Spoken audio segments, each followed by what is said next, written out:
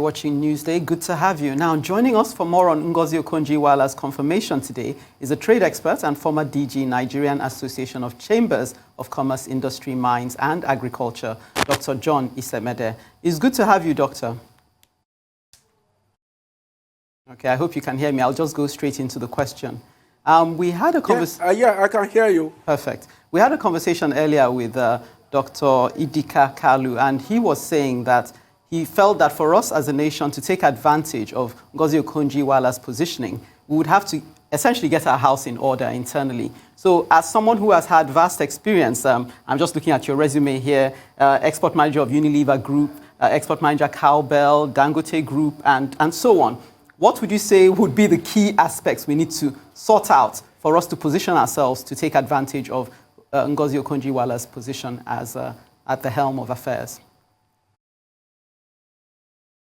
Thank you very much. Today, history is made.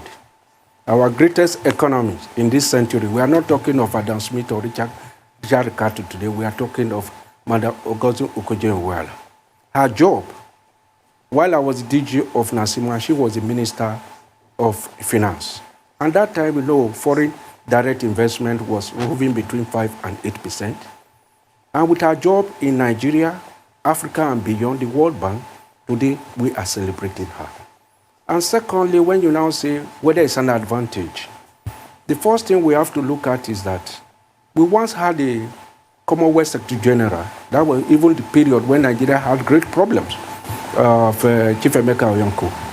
And today, for a nation like Nigeria to have Dr. Ngozi Okonjo-Iweala, Dr.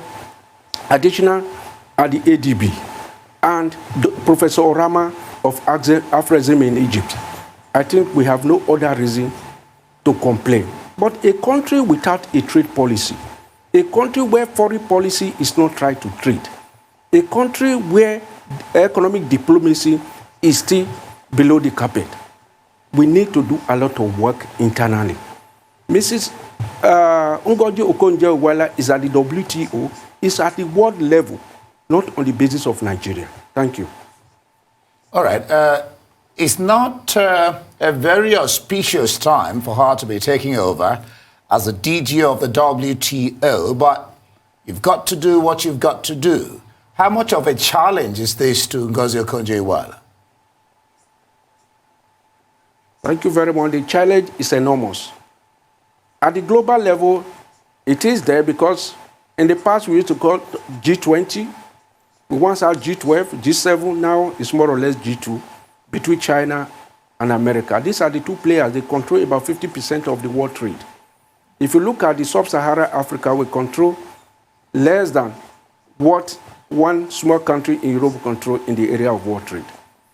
We know that there's politics in the world. Initially, people were saying the America was not interested or whether they are interested. The truth of the matter is that America is looking for how to check China. That was why they were looking at the Eastern Bloc, in the Far East. But today, we have found ourselves in a different situation. That from the days of the World Bank is for investment, and why the IMF is for controls. And now she has found herself in that position after being the Minister of Finance in Nigeria, working for the World Bank, and she now knows the world politics. She will be able to position herself to manage the world affairs. There are 196 countries in the world, about 230 territories, because there are some European countries that have territories in the Caribbean and all that. But the WTO has 164 members. WTO started in 1995. Prior to that, we had the GATT, and all the things in GATT that was introduced that was signed in 1947 with 23 members. As at the time they were passing on in 1995 at the Marrakesh conference, it became 123. If we look at the whole scenario, Nigeria has not had a trade policy for 20 years. The last trade policy we had was the one that was submitted in Doha in 2001. And it was embarrassing during her tenure and that of Dr. Agaga.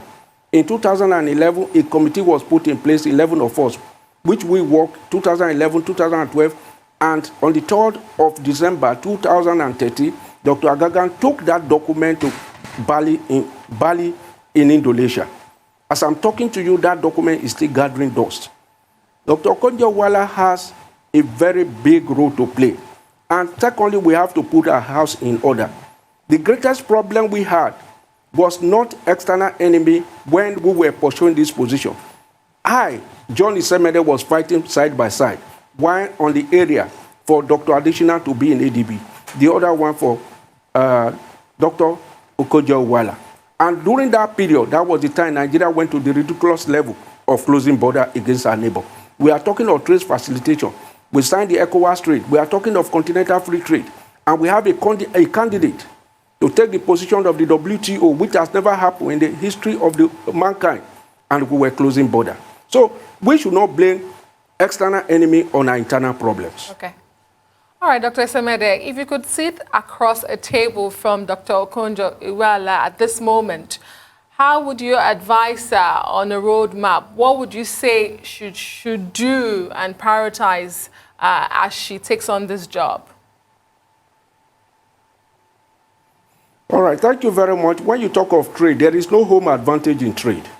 And when you talk of tariff is what you negotiate with other countries. Mrs. Okonjo-Iweala will not come and tell Nigeria you must adjust tariff here and there. That is why we have Ministry of Trade and Investment. So also we have Nigeria Office of Trade Negotiation. Where are our tariff bans? Because countries come together. When you talk of unilateral agreement like the GSP, which is not reciprocal, that I can give you this. But when it comes to multilateral, like the one we signed in ECOWAS, we have all sorts of agreements. We have the FTA, we have the PTA, and PTA plus CET gives us custom union. From custom union, we are talking of common market. All these agreements Nigerians have signed. We have signed more than 600 agreements. We have 10 different groups advising Mr. President, and the economy is still in recession. So we have a lot of things to do at home. Build blocks. Look at the MDAs, give them target, look at the organized private sector, and frame out our trade policies. Because as of today, there is no policy to work with, even at the ECOWAS or at the Africa Continental Trade level. So banking on Mrs. Okonjo-Iweala, which is good, because World Trade Organization is nothing but fairness. Every country in the international, in the WTO, has one vote, because sovereignty is still important, but the office of the Secretary General is important to advise and do some certain things in favor of one or two countries. Okay, just wondering, because you were optimistic that you fought a good fight to get Dr. Ngozi Okonjo-Iweala and, of course, Dr. Additional into their positions. Are you optimistic that there will be more of a multilateral agreement among Africans now that we have, because you said we have no excuse, we have no reason to complain. So are we likely to now see a new move towards more Pan-African deals coming up? Thank you very much. If you look at Africa, Africa has 55 countries. 54 members are members of the African Continental Free Trade. 54 of them are still members of the WTO. The only country not in that group is Eritrea. That does not mean Eritrea cannot trade. Secondly, Africa with 54 or 55 countries have 42 different currencies. We were told that Afrexim in Egypt has put in a policy of payment. But that policy did not address the issue of exchange rate. Did not address the issue of exchange rate. Whether, when we are trading with Egypt, whether they will accept Naira from us or whether we will accept Kwacha from Zambia. There are still a lot of gaps in the African trade, right from the days of the Berlin Conference, because Africa was shared into blocks. And some of these countries still have one reason or the other to tie themselves to the apron stick of the Western world. Take the single currency. When they came up with the single currency in West Africa, I said we are wasting our time. At that time, West Africa has 16 countries, 10 different currencies. When Mauritania pulled out 9, when Guinea-Bissau surrendered their own currency to the CFA, 8. Out of the 8 different currencies, only one is convertible. We are talking of convertibility. We are talking of the value of the currency because the CFA has been tied to the French bank as far back as 1941. We still need to do, there's a lot of work to be done internally before we can be real participants or players in the WTO agenda. Well, I would have loved you, Doctor, to itemize this work that you're talking about that should be done at home to put us in good stead to reap from the advantages of having someone like Okonjo-Iweala at the helm of WTO. Maybe you should add this to it. She says there needs to be a reform of the WTO. What do you suppose she's driving at here? And how would the reforms affect, invariably, the outlook of WTO? Thank you very much. The reform of the WTO will be on the first day, January 1995, when we now have to move from the old GATT, General Agreement on Trade and Tariff, to WTO. And WTO is that all countries must be on the same pedestal. There is no country that should be looked up as a developing country and all that. What you have to do is to put your house in order. There's what we call sovereignty. Being a member of the WTO does not mean we are surrendering our sovereignty. If you look at the Nigerian Constitution, Section 12, any agreement signed into must be domesticated. That the National Assembly must be involved and give the approval. But Nigeria got independence on the 1st of October 1960. And we joined the United Nations on the 7th of August 1960. What has been our foreign policy? We have a foreign policy of sending out our best. Like the TAC, Technical Aid Corps. We are helping other countries. Is our trade policy tied to trade? We have a trade policy. We have a trade policy objective. Do we have a trade policy strategy? If the answer is yes, I was in Namibia, I was in South Africa, even during the struggle. Today, which Nigerian company is registered in Namibia? Which Nigerian company today is doing business in Liberia, apart from few banks, which is more or less to transfer, to wire money? So if you now talk of trade policy, a few days ago, we were celebrating certain things with China that we have signed agreement or diplomatic move with China as far back as 1971. We are talking of 50 years. How many Nigerian companies are registered in China?